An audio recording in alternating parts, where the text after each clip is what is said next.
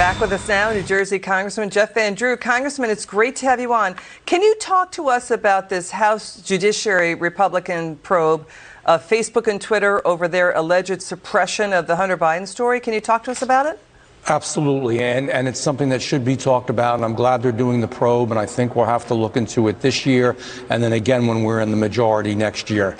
Let's understand something. In order to understand this, we just need to talk about President Trump a tiny bit. He was accused of Russian collusion, which was absolutely untrue, and of course the media pushed it out there, and Twitter pushed it out there, and Facebook, the major stations pushed it out there other than your station.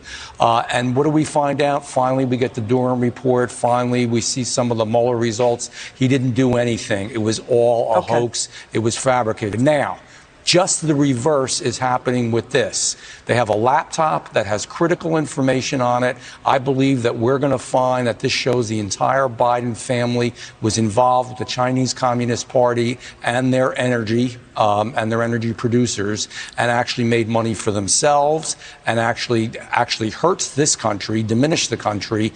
And this is a real hard thing to tolerate. This is a real knife in the heart of the integrity of America. And you know what? One quick thing.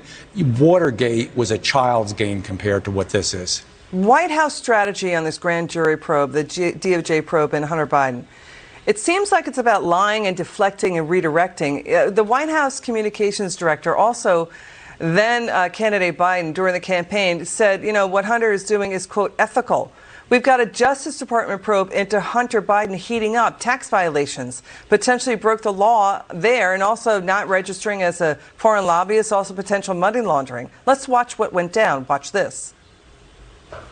During the last presidential debate, then Vice President Biden was asked if there was anything inappropriate or unethical about his son's relationships, business dealings in China and or Ukraine.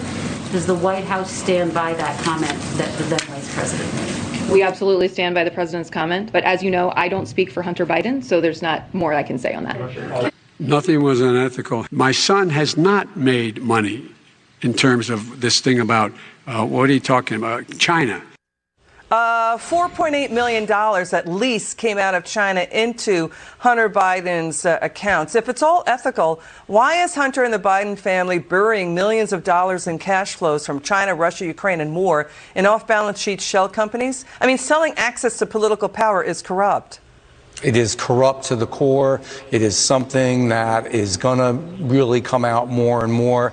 And let me tell you, it is something, as I said before, that not only hurts our country, but, I've often said on your show that we have a weak and feckless president and that he is not capable of the job. I now think that we literally have one of the most corrupt presidents ever. My God, tell the truth once in a while. He says something different every day about everything. I guess half the time he doesn't remember. But this he remembers, this he knows, because they have money in their bank accounts from it. And we have to find out what's happening. And Congressman, the president keeps saying he knows nothing about Hunter's business dealings, but then Biden claims that there's nothing unethical about it. So which is it? The thing that's really jumping out is the legal representation by Hunter Biden of Patrick Ho, the CEFC former official convicted of bribing Chad and Ugandan African officials for oil permits. Patrick Ho was also selling ways to get around the sanctions on Iran for Iran's oil. It's a bad character, and he has them because he's also a smart character, and he's going to do everything he can to get out of this.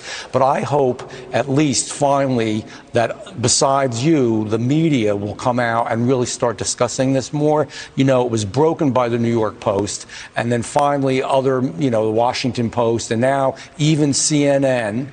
Even CNN says, as well as the New York Times, yes, there is a laptop, and it does exist, and it does have information in it, where they originally wouldn't say it at all. I'm going to tell you something. This may sound like a bold remark. If this information came out when it should have, how it should have, and early enough as it should have, I think the results of this presidential election would have been a lot different. Congressman Van Drew, good to see you. Come back soon.